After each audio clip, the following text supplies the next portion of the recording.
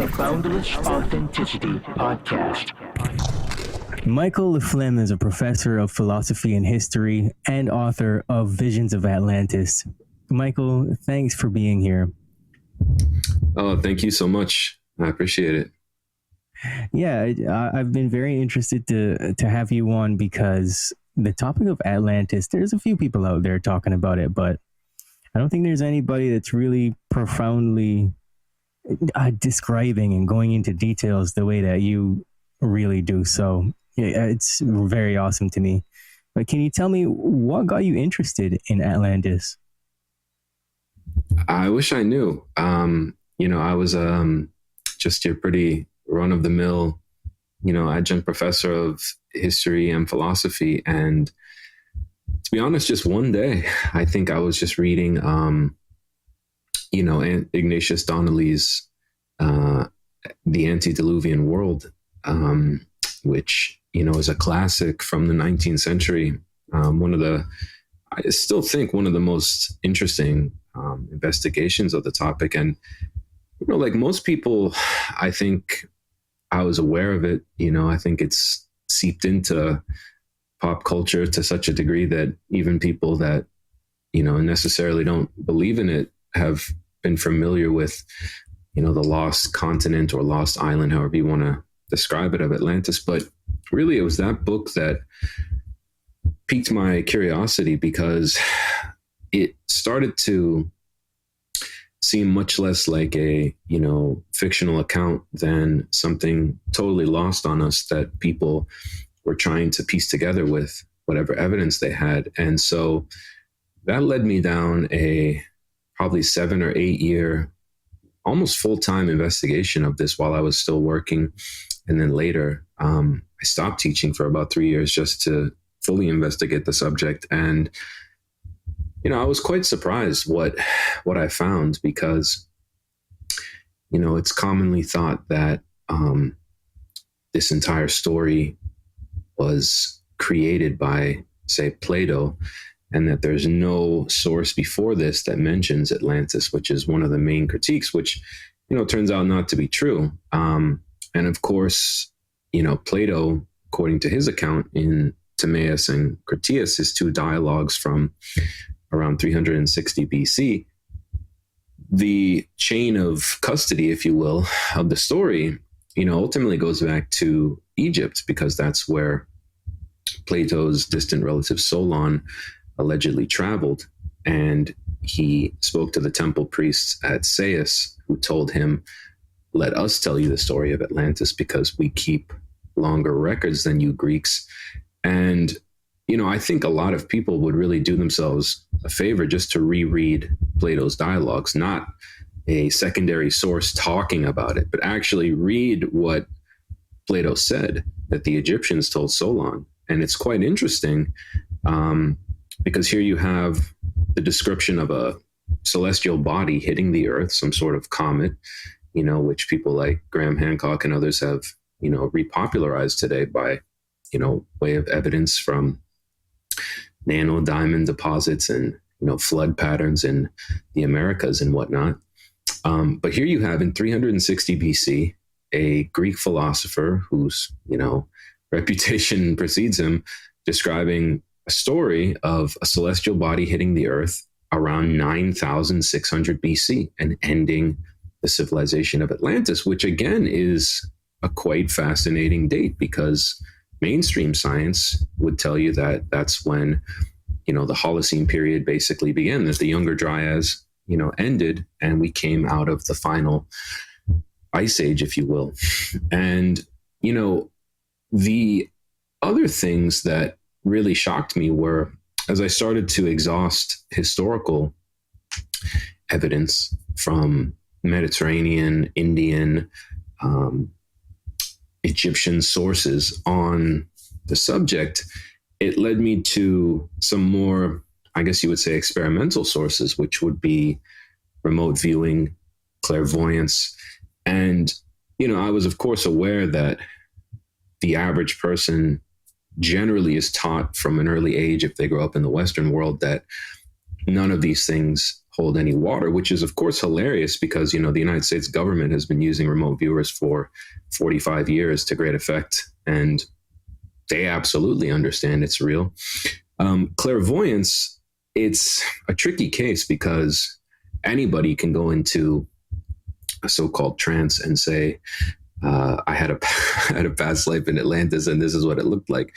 But I was interested in who were the first people to do that and who were the most reliable people. For example, I picked, Edgar Cayce because Edgar Cayce, of his, nearly 15,000 readings that he gave in a medically supervised near coma state, a hypnagogic trance. It wasn't just, sitting on his couch. He was in a state near death, according to medical doctors who witnessed it. Edgar Cayce was mainly concerned in the early 1920s and 30s with medical diagnoses. So he would medically diagnose people without seeing them, and those people would later get help based on his recommendations. And there's hundreds, if not thousands, of sworn testimonies, attesting to his abilities. It's not my imagination. It's not fiction. There's 15,000 transcripts that I've, read through. And in those transcripts, occasionally he would mention Atlantis at a time when, very few people were really talking about it in the 1930s in Virginia Beach to his, devoutly Christian friends and clients who were coming to visit him for past life readings or medical readings and things like this. And so those were really interesting because, a man who in his own waking life, by his own admission, had absolutely no knowledge or interest in Egyptology or geology or even Atlantis, found himself, when he would wake up and read what he said in a, 30-minute trance session, he was quite surprised. And it actually changed his life because he was, raised a devout Baptist, and he suddenly describes things like reincarnation. He describes the soul of Jesus being one of the first incarnations in Atlantis, which contradicted a lot of his congregation's beliefs and, led them to really study this subject more. And what's really curious is that at a time when almost no one could have known some of these things that I mentioned in the book, dates of extinctions, riverbeds that had never been discovered, he was talking about it, and that to me is hard evidence, regardless of how it's gleaned. If a man in a trance, real or imagined, describes accurately a, river system in West Central Africa that no one in the world had discovered, and describes it accurately and describes where it started and where it ended. And then in 1986, Space Shuttle Imaging actually discovers that it's real. I mean, that's a data point, and so the book, I call it Visions of Atlantis because it's not just historical accounts of Atlantis, but it's also literally, hypnagogically channeled accounts or visions, if you will, of what life could have been like, using people like Edgar Cayce, using another kid named Frederick Oliver, who wrote a channeled clairaudient book that he claims was dictated to him by voices in his head, which again, I mean, myself on the surface, when I'm reading these things, I'm a very skeptical person. So I just look at, well, what did this book say? Let's just pretend it wasn't channeled. Let's just say it was a really smart 17-year-old kid in 1884 writing a novel about Atlantis. Well, what does he say? And if you read the whole thing, as I have, it's 400 pages, it's almost impossible that, there's only a couple possibilities. A, it is a truly channeled account. B, this is a child who was as intelligent as Nikola Tesla. 3, it was a secret contributor. But then why was it not published in his lifetime? And why did he himself know things that no one could have known in 1884? And so these were the things that I really wanted to do to separate this book from the, thousands of books written on Atlantis that seemed to me to have reached a dead end in terms of the research, the sources. I had seen a lot of people just repeating the same sources, or I had seen the field compartmentalized, where this is a book just about clairvoyant visions of Atlantis, and here's a book, quote unquote, just on the hard science of Atlantis. Whereas I thought a more holistic approach would suit the subject and kind of bring people from both sides together to see that, hey, look, there is an actual science, as Dean Radin would explain to you in, Stanford University and the Institute of Noetic Sciences, that, yeah, actually clairvoyance is real. It's very rare. It's hard to develop, but it is real. Remote viewing is real. That's undeniable. Psychic archaeology has proven to, lead to discoveries. Stephen Schwartz has proven that in his excellent work. I mean, it's just that the mainstream never engages with that. And it's an important part of the story because we're dealing with the subject that, according to Plato's account himself, is over, 12,000 years old by this point. So it's not going to be something where you're going to find necessarily an Atlantean potsherd at the bottom of the Atlantic, but you might find megalithic remains of the final and breakaway cultures after the final destruction, which I would argue Giza would be a prime example of that.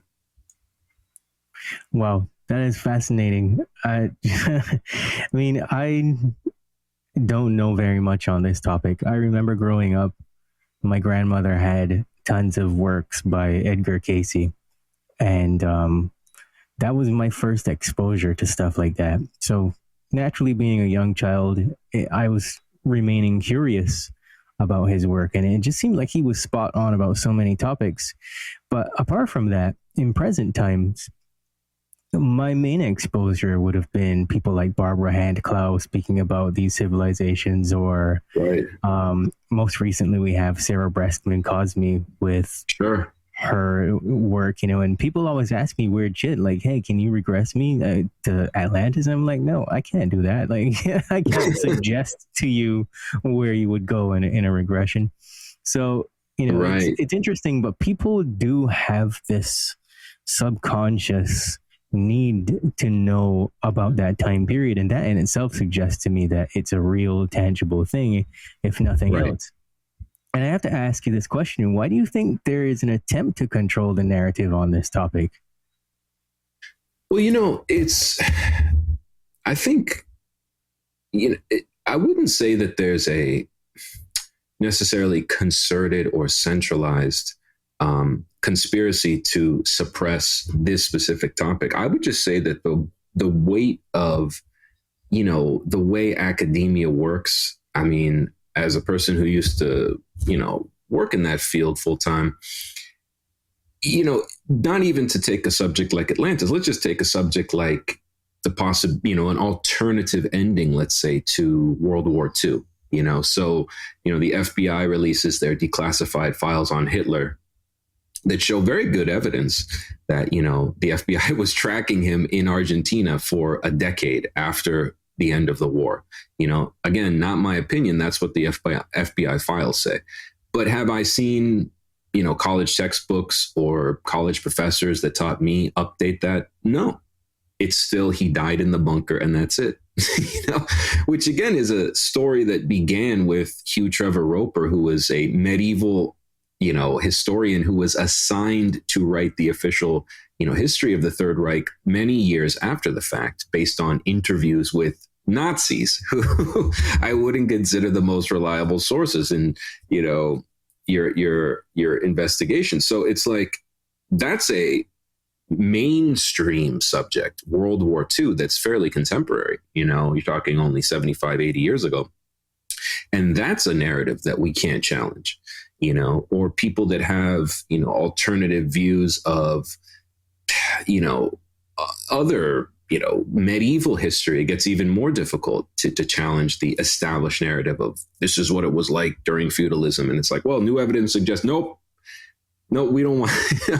So when you're dealing with a subject that basically nobody knows anything about, except from extremely ancient records and deduction, I think it's much easier just to say, well, we know that it wasn't real instead of saying, yeah, this actually could be real. And there could have been a highly advanced civilization that was utterly or almost utterly destroyed. And, the sands of time have covered that up and only left us with, let's say, megalithic architecture, which, has changed and been weathered and warped and, withstood dozens, if not hundreds of other cultures that have, used it for certain purposes, like, say, Giza, Plateau. And so it's just easier to say, well, that was just built for Khufu as a tomb. And, again, I ask people, well, there's no evidence of that. That's as fantastical as the Atlanteans built it. In fact, that's more fantastical because it doesn't make any sense. It doesn't resemble a tomb. It is complicated on a level that makes absolutely no sense if it were a tomb. That would be like discovering the Pentagon and saying, well, there's a box somewhere in the Pentagon that's square, so it must have been a tomb for the president that they had. It's like, no, it was a very different subject, very different structure than, the one thing left after 10,000 years, let's say, if indeed it was as old as Edgar Cayce said it was, which was, completed in 10,390 BC by the descendants of Atlantis. So I think it's, a function of the way the game works is people would rather say something's not true than admit they don't know. There's this push I've noticed with academics for certainty, and particularly with quote unquote scientists these days, that's unfortunately not how science works. It's the opposite of how science works. Science is supposed to be, by definition, hypothetical and tentative and based on, preponderance of evidence towards a new working theory, not some monolithic, this is the way it is forever. But unfortunately, in the last, I'd say 30, 40 years, with the subject of Atlantis, from my research, looking at the entire historical record of everyone, to my knowledge, who talked about it, it wasn't treated this way until, really like 40 years ago. It started to change. And 30 years ago, it started to get more and more just kind of, discussed as a fantasy. And particularly recently, while there's been this huge outflowing of renewed interest from the popular level, there's been as you've seen, I'm sure with Graham Hancock and the pushback from the Dusty Academy. They hate him because, number one, he doesn't have a PhD, from Oxford, and he didn't spend a lot of money and, keep that game going. And it also shows them just absolutely how flawed their own reasoning could be, and there's people that, that's a culture more than an institution. I've noticed that as well. You don't really go to Oxford because you're going to read better books or have better classes. You go there so you could say you went to Oxford, and therefore your opinion carries more weight than, a guy like me who used to work at a bar and, moonlight as a professor on the weekends. But, I still have my master's degree. I've still read thousands of books. I would say the evidence speaks for itself. Anybody can do the work. And, to my great surprise, some of the best researchers on this subject were not traditional academicians. Ignatius Donnelly was a congressman and a friend of Abraham Lincoln, and he wrote still one of the best books on Atlantis. He wasn't an Egyptologist.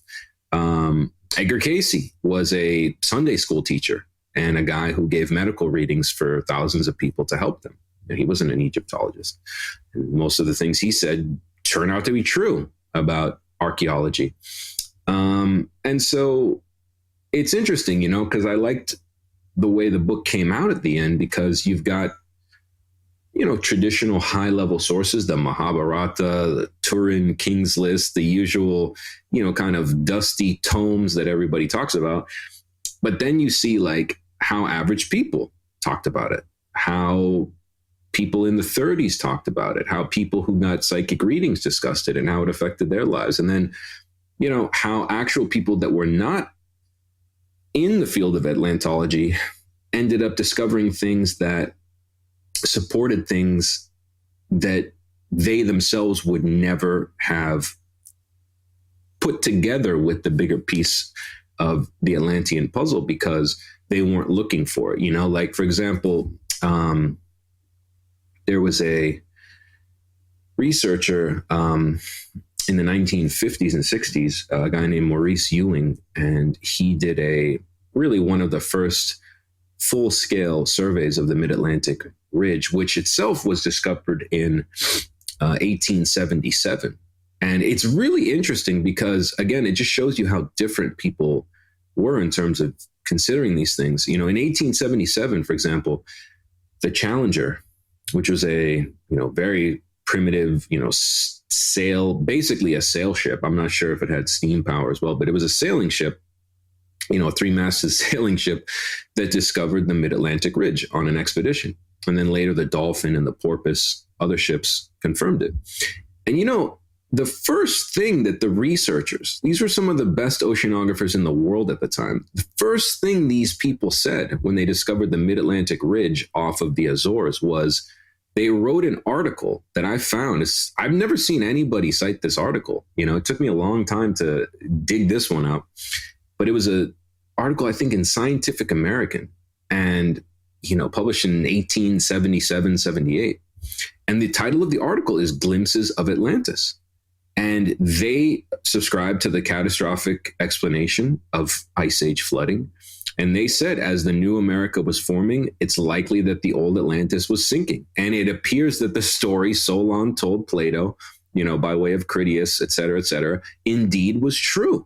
So when they found the Mid-Atlantic Ridge in 1877, they basically said, mainstream scientists, we found Atlantis. Now, it's interesting because today, National Geographic and Scientific American, all they do is write pieces about how if you believe that, you're crazy. So the book was as much about showing what this could have been as showing how the whole game works in academia. How just because people today with fancy newspapers and fancy journals tell you you're crazy, well, that's not what they said 150 years ago.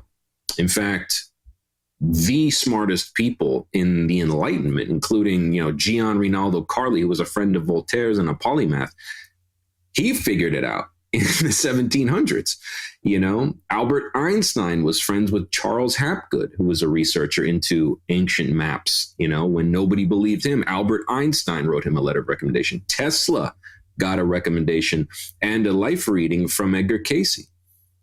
So it's like, this idea that only crazy people who, meditate with, incense and, a Ouija board are into Atlantis is really not true. And of course, when you strip away the ad hominem attack aspect of the investigation, you're really left with exactly what you would expect to find if it were real, which is, okay, we have a mid-Atlantic ridge, the Atlantic Ocean, which again, the Atlantic Ocean, where Atlantis was, according to Plato, has a mid-Atlantic ridge. It's not just an empty basin. And Plato said basically that the high point of the mid-Atlantic ridge, where the Azores chains are now, is where Atlantis was.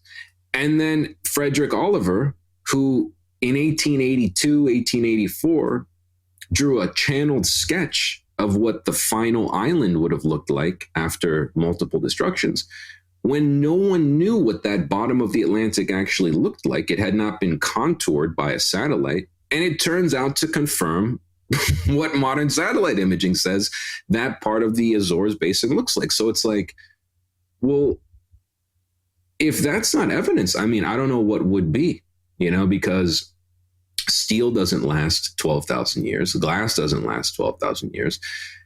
Megalithic architecture does, but it's difficult to date it. And in the case of, say, the Great Pyramid, the inscriptions which allegedly were on the limestone casings have all been removed. So it's like, we don't have a lot. And so I understand people's frustration, but until perhaps, the famed Hall of Records or, a crystal skull that we can decode with a computer or something is revealed to the world, it's kind of like the extraterrestrial question, where it's like, there appears to be a preponderance of evidence. There appear to be people obfuscating the truth. But until the masses are shown on CNN, the bodies under Wright-Patterson Airfield in a pink liquid with the glass case. They're not going to believe it. And so I never set out to prove anything. I just set out to show people that, look, this is a really fascinating story and it's not that fantastical, and the same thing could happen to us right now if we were faced with, say, a 2-kilometer wide comet or something, similar to that. Well, shit. You could not have given a better answer to that question. It's very interesting because I guess you've managed to find so much information, both channeled accounts and physical evidence, and yet you're really just sifting through a very small amount of information, because wasn't the majority of it destroyed at one point? Like everything that we know, the majority of information that we have in the history books has been destroyed. So we're all pulling from a very small reserve of information. But oh my God, I mean, you have to think, people always talk about the destruction singular of the Library of Alexandria, but really there were 3 destructions.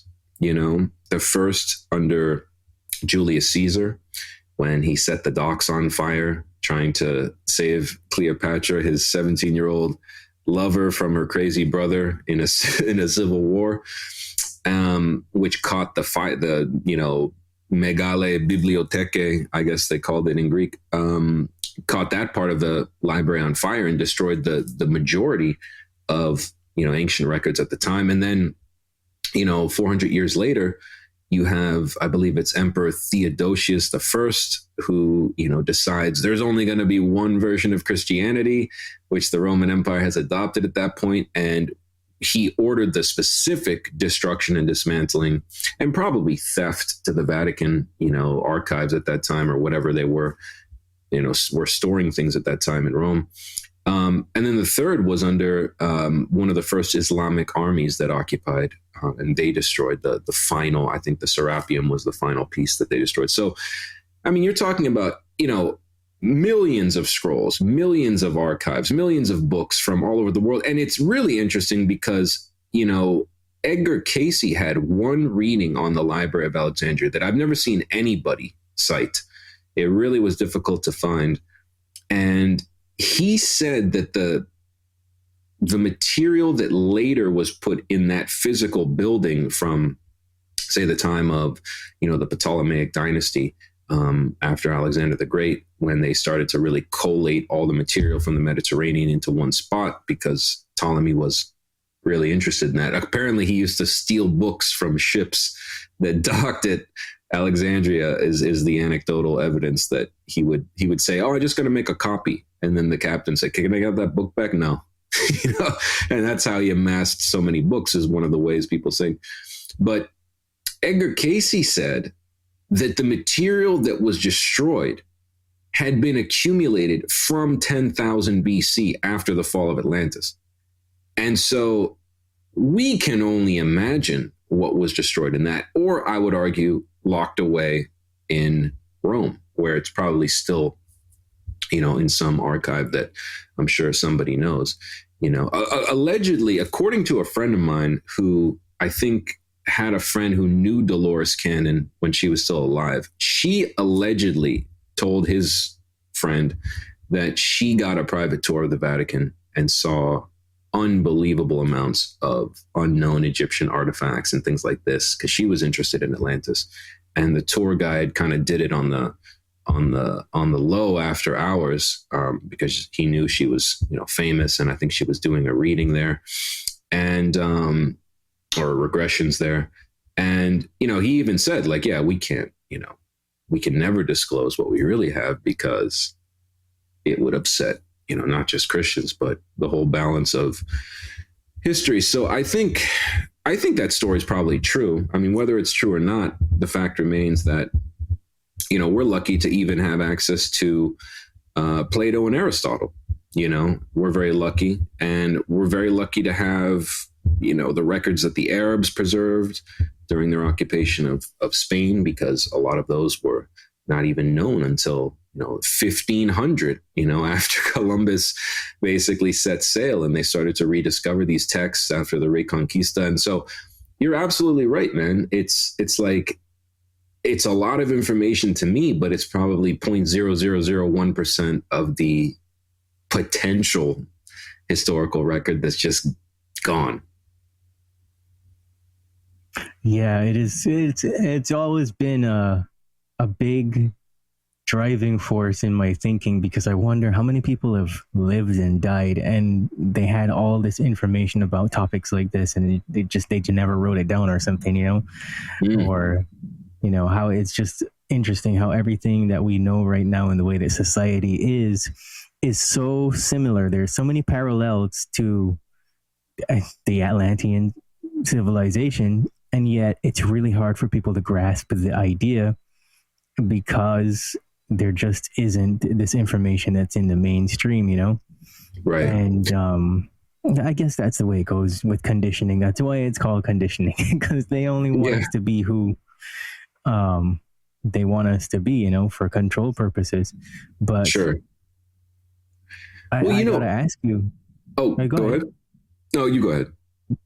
No, I was going to ask you, if the information in your book became household knowledge, how do you think that would change society? Well, I guess it's kind of like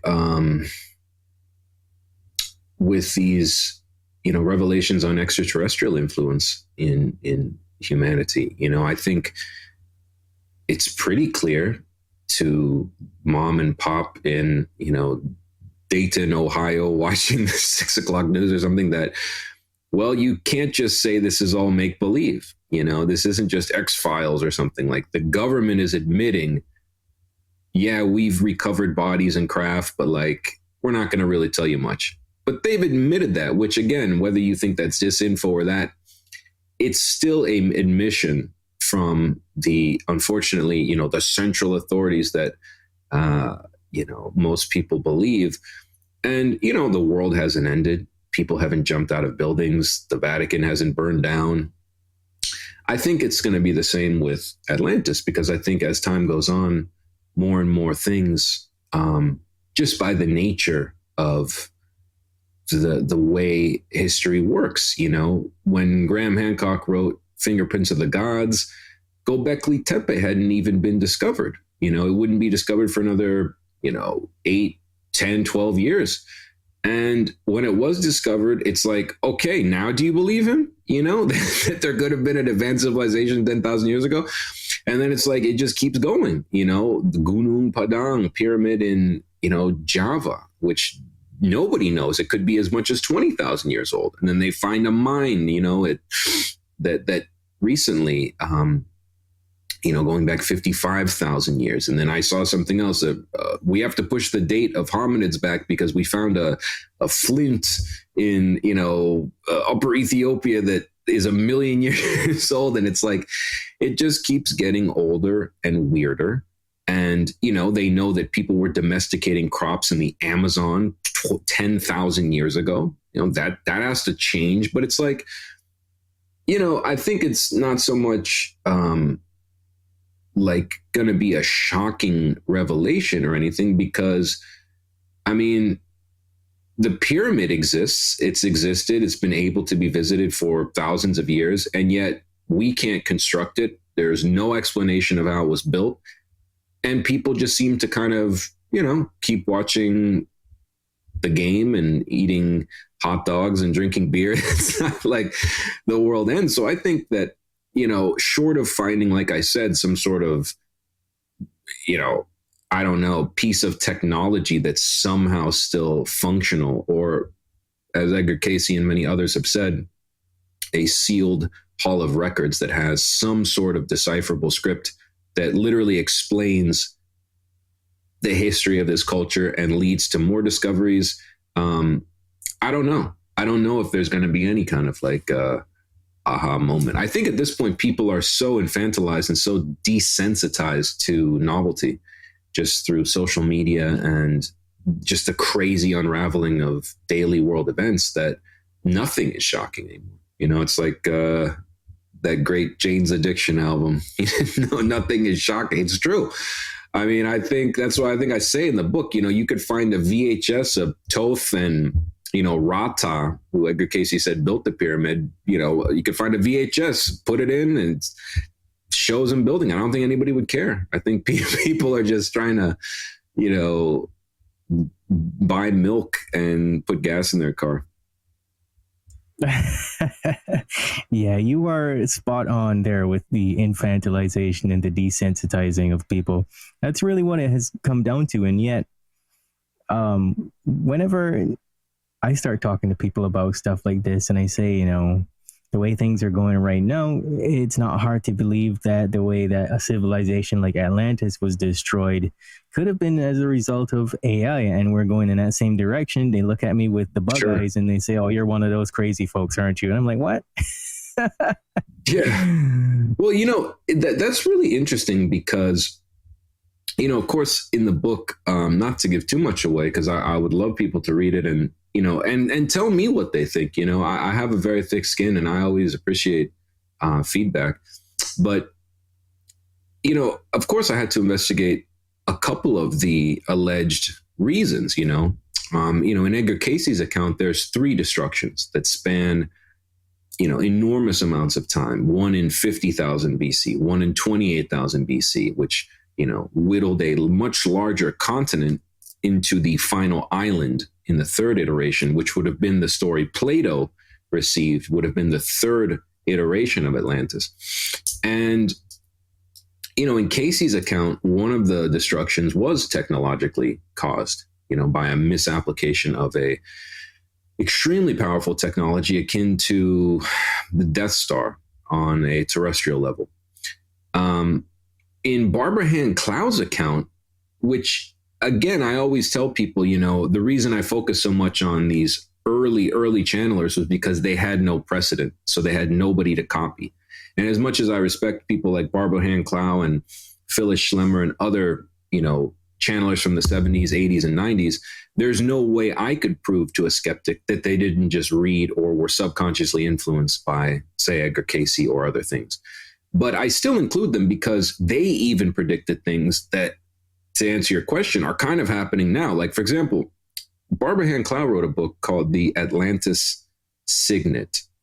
It's a very weird book from 1991 or 2. Now, think about this. She said that she's channeling her past life as a scientist who works in a photon laboratory that's run by an extraterrestrial from the Pleiades named Haton. And he's a basically transhumanist alien scientist king who does not like humanity. And his goal is to implant, well, she says in 21,000 BC is her timeline. This had already been done, that the human race had, or whatever was around at that time, members of different cultures, Atlanteans, people in Lemuria, perhaps, I don't know. She doesn't go into much detail on that.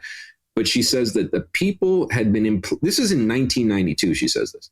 She says the people had been implanted with crystal implants to make them all think alike. And the goal was to create a one, basically, well, she says it, the new world order centered on Atlantis, run by a Pleiadian scientist gang named Haton.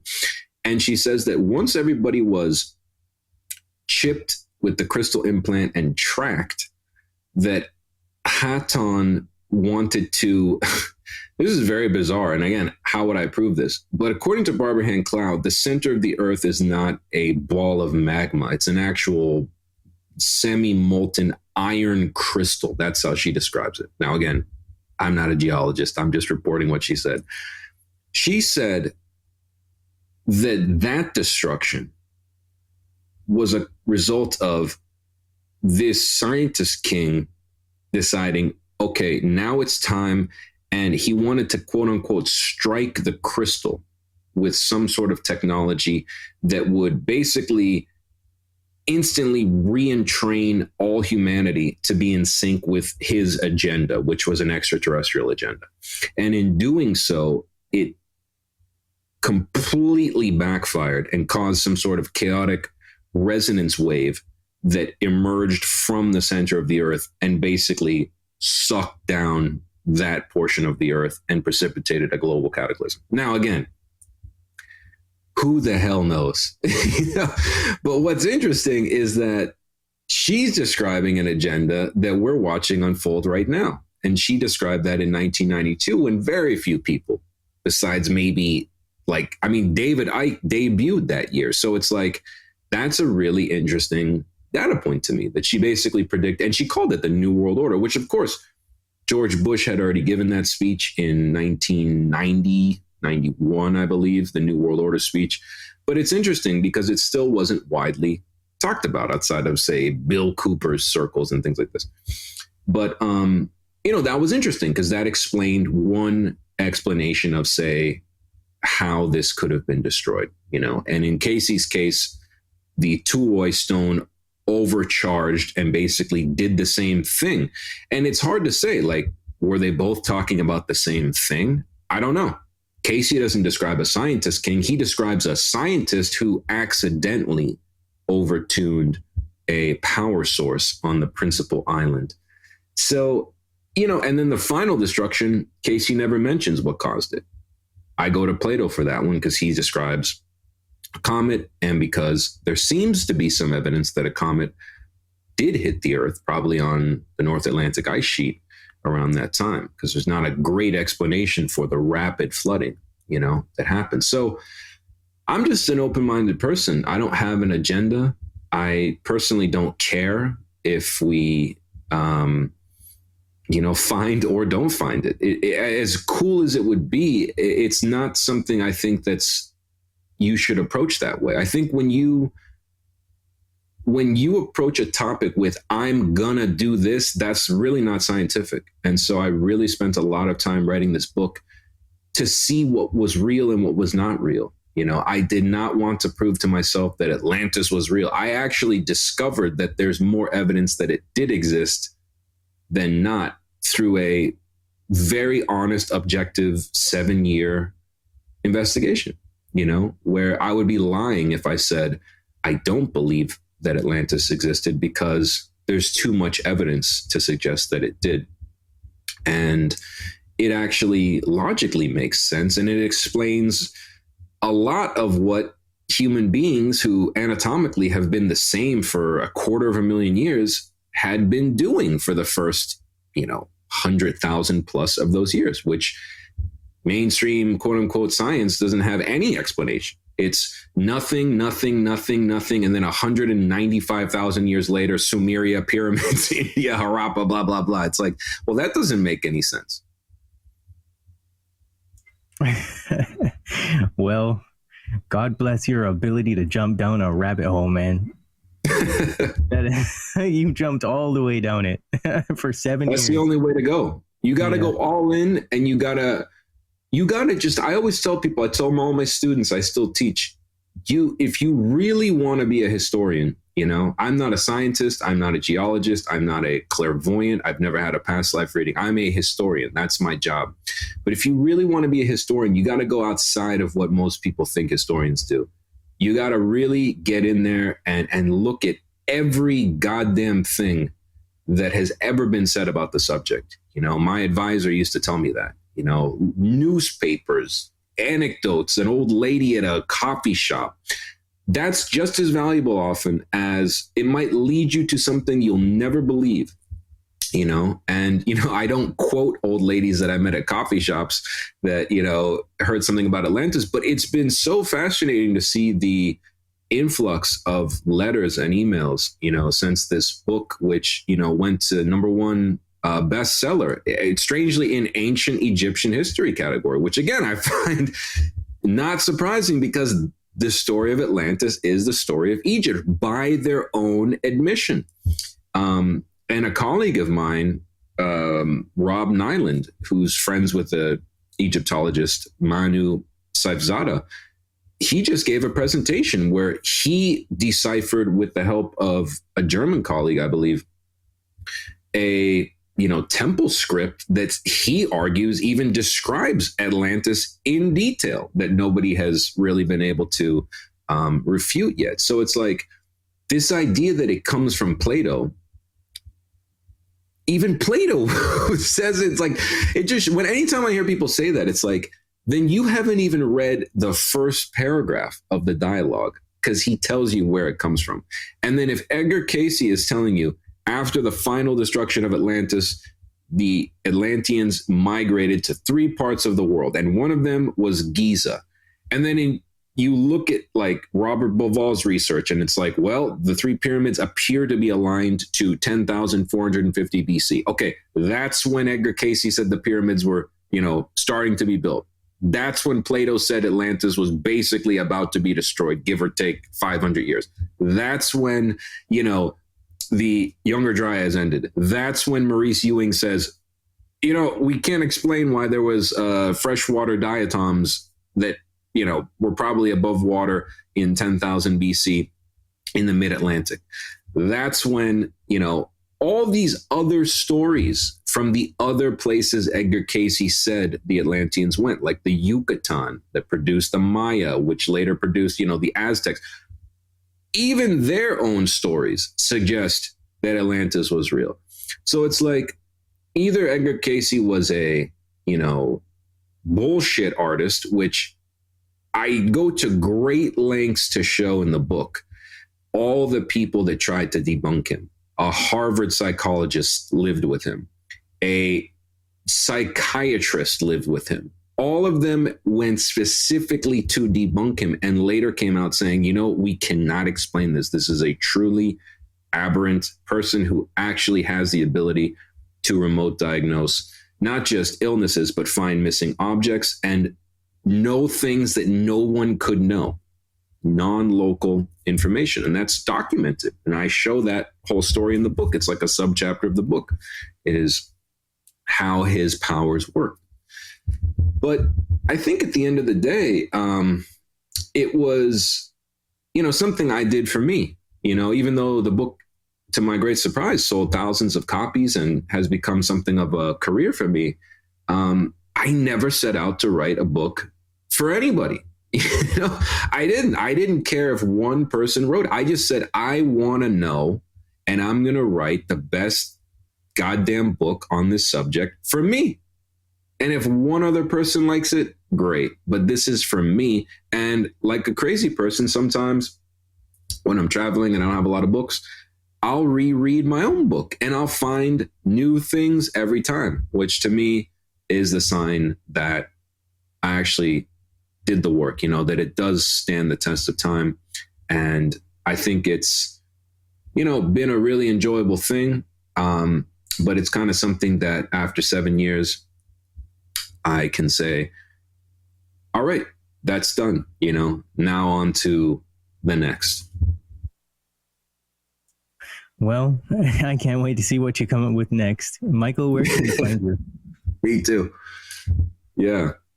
But I really appreciate it, man. And I've actually got to get going now. I'm still teaching on the clock officially here. But,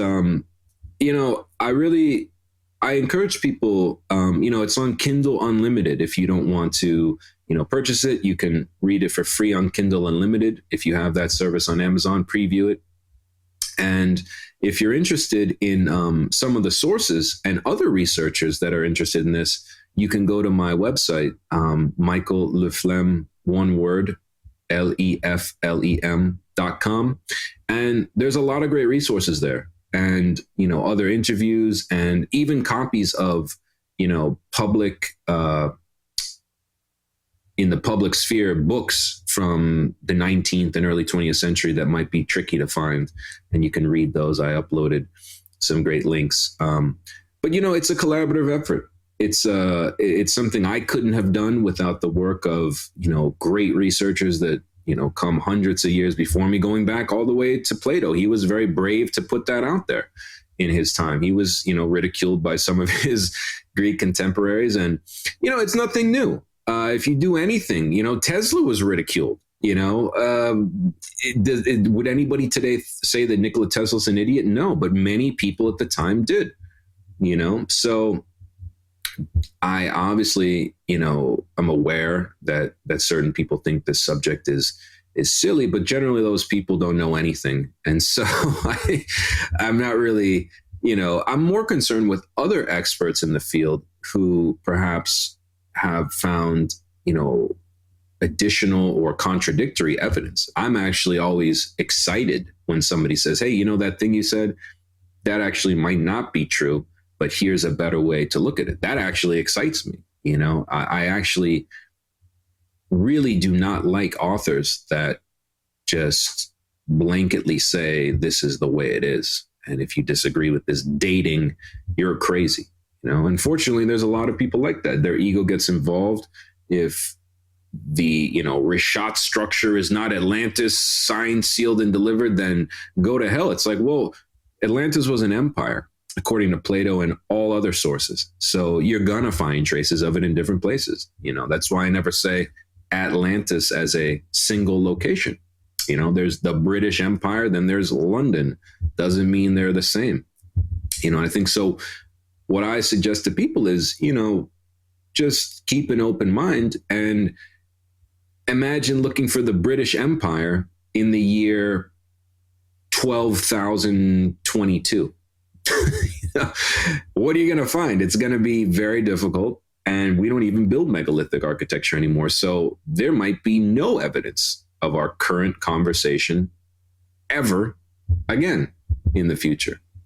And does that mean we're fake? No, it just means that it's very difficult to say anything with authority, but it's just as stupid to say it's all fake. That I cannot abide. I agree with you. Michael, thanks for being on the Boundless Authenticity podcast. Absolutely, man. And I wish you the best, brother. Same to you.